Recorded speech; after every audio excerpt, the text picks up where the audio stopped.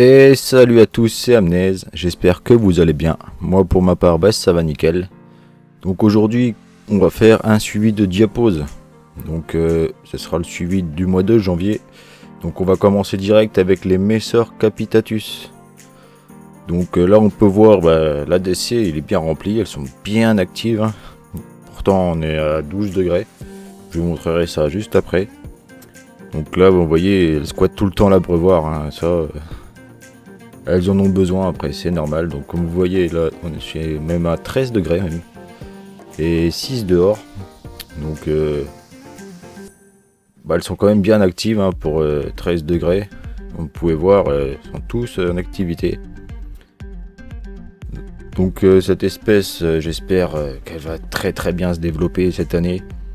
Parce que là, l'année dernière, voilà, comme vous voyez, il y a quand même pas mal d'ouvrières. Donc j'estime à peu près à 300 ouvrières. Il y a même des super majors, comme on peut voir là à côté de la gine. Donc cette colo, je l'ai depuis que j'ai commencé à peu près, donc au mois de juillet. Comme on peut voir là, la gine, je suis en train d'un petit peu la déranger. Donc elle essaie de trouver un coin où aller se réfugier. Sinon on peut voir ici qu'il reste encore un petit peu de couvain, donc des larves. En général c'est des larves. Il n'y a pas eu de ponte avant la diapose. Donc toutes les larves ont eu le temps d'éclore. Enfin toutes les œufs je veux dire plutôt. Oui. Donc là on peut voir qu'il y a quand même une bonne cinquantaine de larves en tout. Donc on voit pas grand chose avec toutes les fourmis qui sont dessus, mais il y en a dans tout le haut du nid. Et même un petit peu en bas que j'ai pu voir, donc c'est pas mal. Donc sinon on peut voir aussi qu'elles ont ramené les graines un petit peu plus proches de d'où il y a les œufs, la reine et tout. Parce qu'avant c'était tout de ce côté là. Donc on peut voir que du coup elles en ont ramené aussi de l'autre côté. Ce qui est plutôt intéressant. Donc le stock il a quand même baissé depuis le début de la diapose.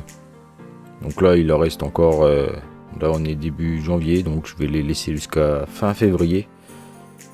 Donc ça va le faire. Du coup là maintenant on se retrouve sur toutes les gines et fondas que vous avez gagné sur la chaîne les amis. Donc il y en a beaucoup que vous avez décidé que je leur fasse, que je leur finisse moi-même leur diapose avant de vous les envoyer. Donc du coup elles sont toutes ici, toutes en pleine forme comme vous pouvez voir. Il n'y a aucun souci. Du coup maintenant on passe sur les Lasius Niger. Donc c'est ma deuxième fondation et celle-ci elle se porte à merveille. Il n'y a pas eu une seule morte. Le couvain se porte bien. Enfin il n'y a plus d'évolution bien sûr, mais tout va bien chez eux. On peut voir aussi qu'elles sont vraiment endormies. Donc elles bougent vraiment pas beaucoup, mais elles sont bien en vie. Ensuite, on a ici ma Camponotus barbaricus. Donc pour elle, la diapose, c'est mitigé, parce que au final, j'avais 4 ouvrières. Donc là, on peut voir 2 petites larves là. Donc là, on peut voir aussi que j'ai une fourmi qui est morte là, et qu'ils n'ont pas sorti, et une autre qui était mal en point, et voilà, qui est morte dans l'ADC. Du coup, sur les 4, il me reste que 2 ouvrières. J'espère que ça va évoluer cette année aussi. Ainsi que là, ma Camponotus Fetchenkoi, qui a aussi perdu une ou 2 ouvrières pendant la diapose. Même peut-être plus en fait, parce qu'il y en avait 3. Et là, j'en vois que 2. J'espère que j'en ai pas encore perdu une. Du coup, cette espèce, comme vous voyez, elle est magnifique. Un beau petit jaune bien pétant, bien clair. On peut voir même cette petite ouvrière qui nous dit bonjour. Et on a vu aussi qu'il restait aussi un petit peu de couvain, donc, dont une belle larve qui j'espère va tisser à la fin de la diapose. Donc je vais la laisser tranquille, on peut voir Madame la Gine à l'entrée là. Donc je les laisse tranquilles. Donc on passe maintenant sur les Lasius flavius.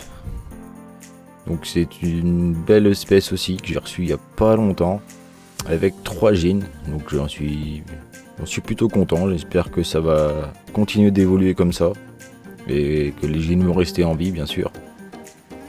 Donc là il y a à la louche une trentaine d'ouvrières. Donc c'est des belles petites fourmis jaunes en vrai, magnifique ce jaune. Donc on peut même voir ici le couvain qui se trouve en dessous des ouvrières. Une très belle espèce de fourmi que je vous conseille. Ensuite on a ici une de mes Camponotus liniperda. Donc excusez-moi le tube il est un peu crade mais j'ai pas pu le nettoyer. Donc on peut voir ici qu'il lui reste 3 ouvrières sur 4. Donc pareil elle en a perdu une. Donc ce qui après c'est un peu logique hein. Des fois les fourmis perdent des ouvrières. Des fois non. Mais après ça dépend un peu de la reine, de la colonie. Ici on a aussi la deuxième Camponotus liniperda avec son petit couvain juste devant elle. Donc malheureusement celle-ci, comme vous allez voir, elle a perdu la seule ouvrière qu'elle avait. Après voilà, c'était une ouvrière qui lui manquait une patte, donc voilà quoi. Ensuite on a ici les petites fondations ou ginsel. Donc on commence ici avec une Messer barbarus. Donc celles-ci voilà, elles n'ont pas encore pondu hein, bien sûr. C'est la diapose. Ensuite on a ici dans le petit tube blanc une Lasius niger, SP noir même, qui n'a pas encore pondu. Et puis là, 2 petites Solenopsis fugax, excusez-moi, encore ailées. Ensuite là, on passe sur ma Camponotus pilicornis, donc, qui est dans un tube 3D. Donc pour l'instant, tout se passe bien. La diapose pour elle se passe à merveille. Elle a même mangé. Donc on peut voir au trait sur le gastre qu'elle a mangé un peu de liquide sucré. Et on pourra même voir un petit peu que la larve est un peu verte. Donc comme on peut voir, comme le liquide sucré est vert, c'est sympathique. Sinon après on a ici une autre Solenopsis fugax qui a creusé.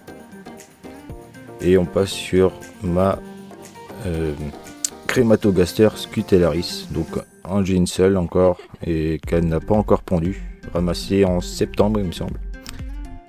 Donc j'espère pour elle qu'elle va pondre après la diapose. Ensuite on a une Camponotus cruentatus qui pareil ginsel sans œuf, qui n'a pas encore pondu, donc pareil pour elle, j'espère que ça va bien se développer cette année. En tout cas elle passe bien la diapose.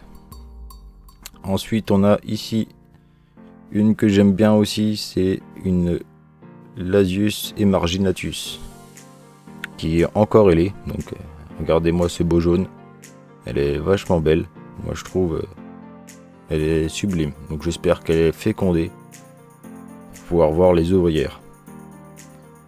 Donc ensuite on a ici 3 Messer barbarus dans un même tube. Donc c'est un test et en même temps j'avais plus d'autres tubes de disponibles, donc je les ai mis ensemble. Et là ma petite colonie qui a malheureusement subi beaucoup de tracas pendant cette diapose. Donc il reste une dizaine d'ouvrières sur peut-être plus de 300 qu'il y avait. Donc on peut voir il y a énormément d'œufs. Donc j'espère que ça va repartir pour cette année. Et que la colonie va regrandir aussi vite qu'elle avait grandi. Donc on termine maintenant sur les Phédol pallidula. Donc cette petite espèce minuscule qui fait des beaux majors. Donc là on voit bien la gine, hein, puis on les voit bien qu'elles sont bien actives. Moi après voilà, je les ai sorties de diapose. Donc il y a une raison à ça. Elles avaient déserté le nid, tout simplement. Elles étaient toutes dans l'ADC derrière l'abreuvoir. Du coup je les ai sorties de diapose et elles sont retournées dans le nid.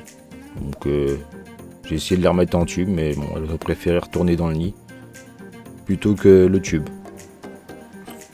Donc là on peut voir qu'il y a eu pas mal de mortes quand même. Bon, pas énormément non plus, mais il y en a eu quand même pas mal pendant la diapose.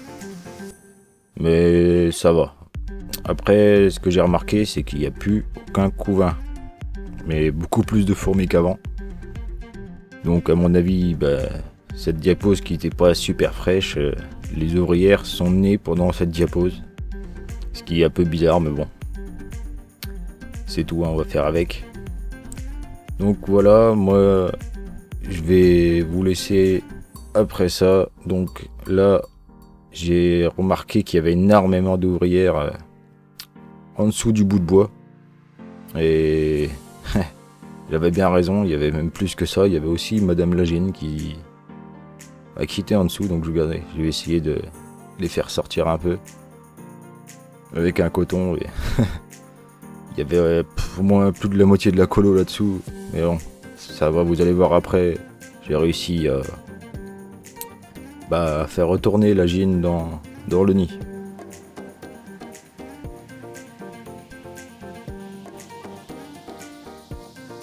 En tout cas, c'est le gros bordel. Elle s'agite dans tous les sens. Enfin, voilà. Donc, comme je vous disais, regardez Madame Lagine, en plein milieu là, qui est dans le nid. Donc ça fait plaisir. Et ainsi que pas mal d'ouvrières aussi qui sont retournées dans le nid. Il n'y avait pas tout ça avant. Donc ça me soulage d'un côté de l'avoir retrouvé en vie déjà. Et bah voilà quoi. Donc c'est tout les amis. Moi je vais vous laisser là-dessus. N'hésitez pas à liker et à vous abonner si la vidéo vous a plu. Sur ce, nous on va se retrouver pour une prochaine vidéo. Ciao ciao tout le monde.